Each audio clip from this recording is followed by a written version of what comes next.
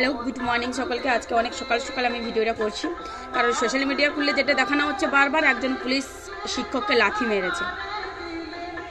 এবার এটা নিয়ে একটা প্রতিবাদ চলছে। আমি মনে করব মেরেছে একদম ঠিক করেছে। এখানে আমি চোখে পুলিশটির কোনো অন্যায় দেখতে পেলাম না। আমি একজন সাধারণ মানুষ হিসেবে আমি দেখতে পেলাম না যে পুলিশটি অন্যায় করেছে। আমি কেন বলবো, আমি সমস্ত পাবলিককেও বলে বলে বেড়াবো পুলিশটি কোনো অন্যায় করেনি। তোমরা বারবার কোনো না কোনো ইস্যুতে রাজনীতির খেলা খেলবে, প্রতিবাদের নামে রাজনীতির নোংরা খেলাতে মেতে উঠবে, পাবলিকের সম্পদ নষ্ট করবে, পুলিশকে লাথি মারবে, পুলিশকে মেরে কপাল ফাটিয়ে রক্ত ঝরাবে, চোখ ফাটিয়ে দেবে। এটা করছে কারা আমি বলে দিচ্ছি। পুলিশটি যাকে লাথি মেরেছে, যে শিক্ষক, একটু খোঁজ নিয়ে দেখুন, উনি শিক্ষক নয়, উনি ভারতীয় জনতা পার্টি না হলে মাকুদের কোনো দলের কর্মী হবে। কারণ বলছি আমি, হ্যাঁ আমাকে নোংরা কমেন্টস করবে আমি জানি, করার আগে শুনে নাও কেন বলছি। শোনো, কোনো শিক্ষক বা শিক্ষিকা এই নোংরা কাজ করবে না, কাউকে লাথি মারা কিংবা পুলিশকে মেরে মাথা ফাটানো, এইভাবে নোংরা কথা বলবে না। পেট্রোল নিয়ে আগুন ধরিয়ে এই নোংরামি ভিডিও বলছি, এই নোংরা ভিডিওগুলো দালাল মিডিয়া ছাড়া আর কেউ দেখাচ্ছে না।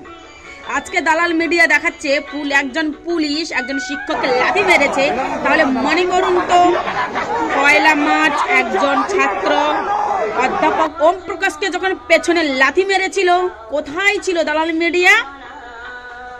কোথায় ছিল? ওটা কোনো প্রতিবাদ ছিল? প্রতিবাদের নামে মানুষ খুন, প্রতিবাদের নামে মানুষ খুন। বারবার প্রতিবাদের নামে আমাদের পশ্চিমবাংলার সম্পদ সব নষ্ট করছো, জনগণের সম্পদ সব নষ্ট করছো, মাকুরাই করছে। আজকে খুব দরদ লেগেছে না, একজন শিক্ষককে একজন পুলিশ মেরেছে। আমি বলছি খোঁজ নিয়ে দেখুন, উনি শিক্ষক নয়।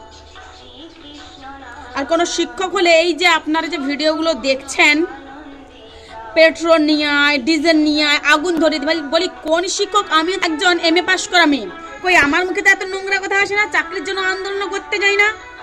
বেশি ফাটছে তাদের যারা ঘুষ দিয়ে চাকরি পেয়েছো।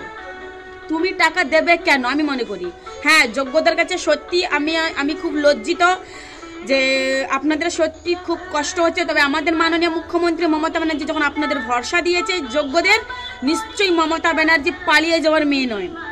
মমতাবাজি জুমলাবাজি করে না। মমতা ব্যানার্জি কথা দিয়ে কথা রাখতে জানে। আজ পর্যন্ত মমতা ব্যানার্জি 2026 সালে এলে 15 বছর কমপ্লিট হবে। মমতা ব্যানার্জি পশ্চিমবাংলার শাসন ক্ষমতা মমতা ব্যানার্জির হাতে রয়েছে। আজ পর্যন্ত মমতা ব্যানার্জি কোন কথাটা দিয়ে কথাটা রাখেনি বলতে পারবে? মমতা ব্যানার্জি কথা দিলে কথা রাখে। আর আপনারা তাদেরকেই বিশ্বাস করেন, জুমলাবাজিদেরকে, যারা দিনের পর দিন মিথ্যা কথা বলে গেছে, যারা দিনের পর দিন দেওয়ার নামে মিথ্যা প্রতিশ্রুতি দিয়ে গেছে তাদেরকে। আর এইসব কাজ কাদের না?